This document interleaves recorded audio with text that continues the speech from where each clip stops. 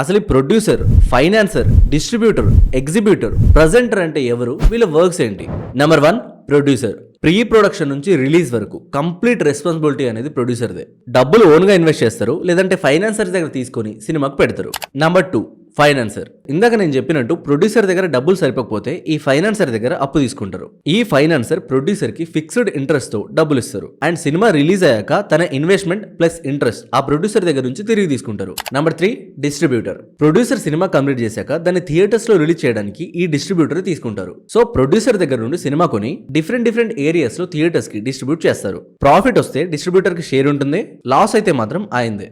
Number 4 exhibitor. So exhibitor అంటే theatre owner. Distributor నుంచి cinema తీసుకుని తన థియేటర్ లో ఆ సినిమాని రిలీజ్ చేస్తారు. టికెట్స్ వల్ల వస్తుంది ఆ ఎగ్జిబిటర్ కి income. And last number 5 presenter. ఈ ప్రెజెంటర్ అనే వాళ్ళు 2 టైప్స్ ఉంటారు. ఫస్ట్ టైప్ వచ్చేసి బ్రాండ్ వాల్యూ పెంచడానికి. పెద్ద బ్యానర్ వాళ్ళు అంటే ఒక హీరో లేదంటే ఒక ప్రొడ్యూసర్ ఒక చిన్న సినిమాకి ప్రెజెంటర్ గా ఉంటే ఆడియన్స్ కి ఆ సినిమా మీద ట్రస్ట్ పెరిగి సినిమాకి వెళ్తారు. ఇక్కడ వాళ్ళు మనీ ఇవ్వాల్సిన అవసరం లేదు. టైప్ 2 వచ్చేసి ఇంకా ఫైనాన్షియల్ సపోర్ట్ ఇస్తే. కొన్ని కేసెస్ లో ప్రెజెంటర్ ప్రొడక్షన్ కి కొంత మనీ ఇన్వెస్ట్ చేస్తారు. దానికి రిటర్న్స్ ఎక్స్పెక్ట్ చేయొచ్చు, కానీ డిస్ట్రిబ్యూటర్ లాగా ఫుల్ రైట్స్ తీసుకోరు.